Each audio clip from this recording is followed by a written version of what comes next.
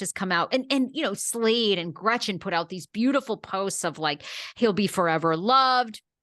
Skylar was his name. Anyway, Skylar's biological mom says that Slade and Gretchen are so full of shit. Michelle Ario told TMZ that Gretchen's recent social media posts about the loss of 22-year-old Grayson, I'm sorry, the young man's name was Grayson, are so disrespectful, saying the couple was grossly misrepresented and had hardly seen Grayson over the past 5 to 10 years. Their relationship was virtually non-existent. God, and I thought, God, if that's true, how fucking sad is that all these years they haven't really seen him and he's been battling something so traumatic? I mean, listen, I love Gretchen as a person. I mean, one-on-one, I've had her on and I've spoken to her. I mean, look, first of all, everyone grieves differently. That's the first thing.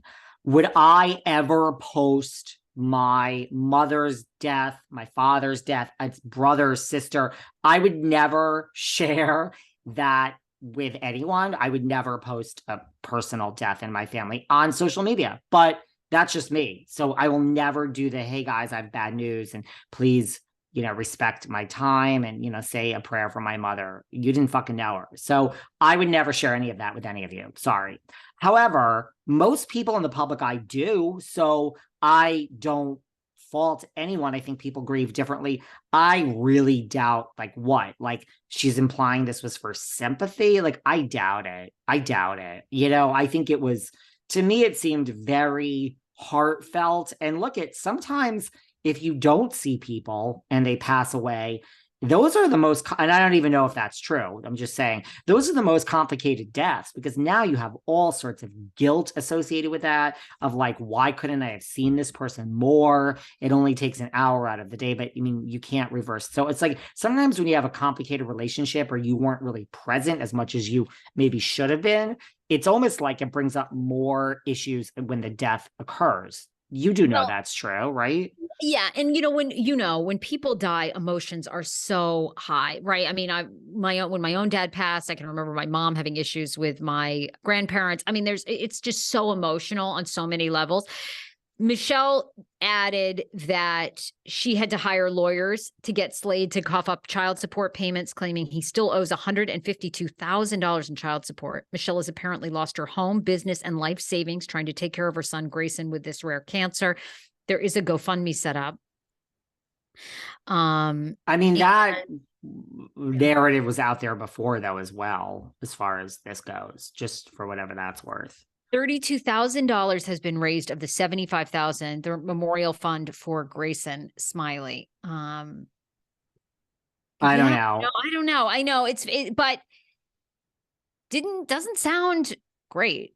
Doesn't sound great by them, but it is always, I know, family tensions are very tough. And Gretchen is the religious, she's just one of those, I won't say anything bad or think anything bad about. I feel knowing her, just having had interactions with her.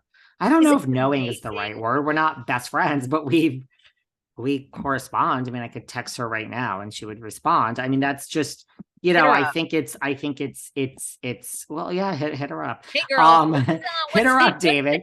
But no, I mean, I don't, that never crossed my mind. And I just think I don't know. That's a really slimy thing to claim. And if that's I don't know, do people really say I'm going to use this for a sympathy moment? I don't buy it. I read that. I don't buy it.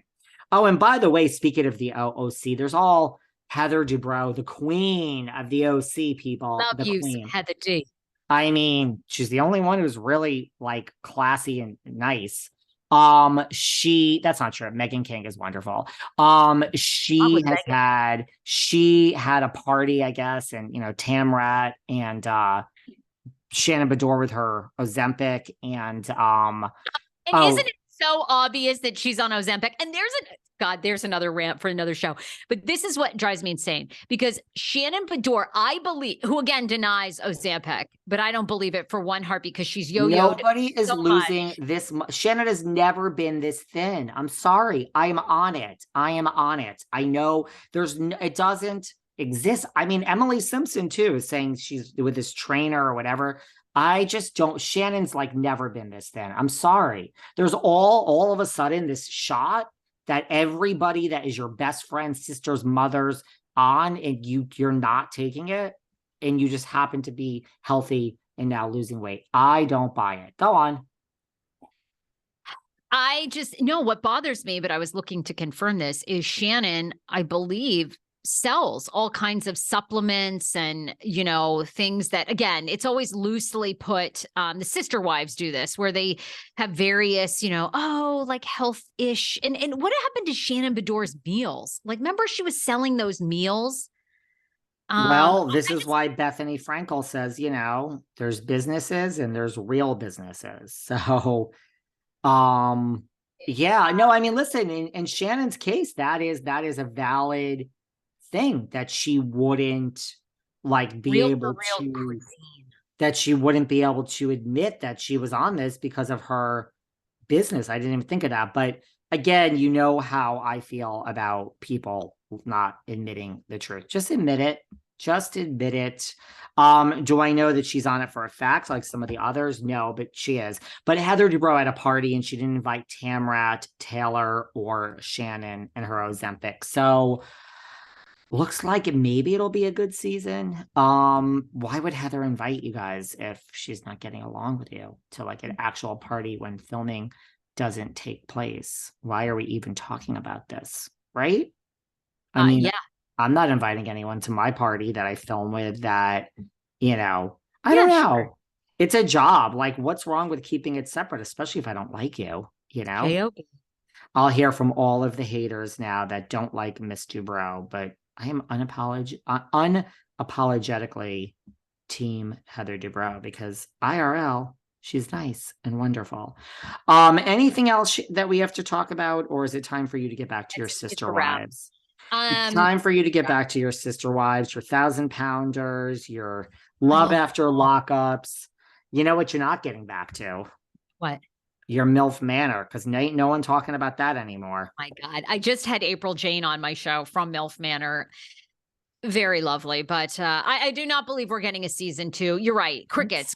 No, but it's, you know, actually that needs to be a whole, not that no one cares actually. So there, but you and me, because we love TV inside gossip, but I've never seen a show get so much hype. Maybe like Culpo Sisters, because I had those 3 on. That phased. Went nowhere. I've never seen a show get so much anticipation and hype and drop so fast. I couldn't even tell you one person watching. I would love to know the ratings. I love the concept, but the people on the show didn't even know the concept. These women had no idea. They just were cast with their sons. And then some of the sons, honey, were hot. They are hot, but they didn't know that was going to be it. And it was so uncomfortable. I mean, it would have been better if they brought their sons to this island and it was like other young guys that they were tasked with meeting. And then it was sort of like young guys, I don't know, their sons like going out on the dates with the young guys and like mentoring them. I don't know. It's horrible. It's not going anywhere. I mean, how do you even get a season 2 out of that? You'd have to cast a whole new group. It's over. Who cares? It's literally over. I actually wanted to watch it, but now that it's crashed and burned and I haven't watched it, it's just creepy on a way that like, you're like, okay, all right, cool. This could be interesting. But then they have them do things where they're blindfolded and feeling up their sons to try to, and everybody's so awkward about it. Like, really? It's very, that is really doesn't work. It just doesn't work. The mothers are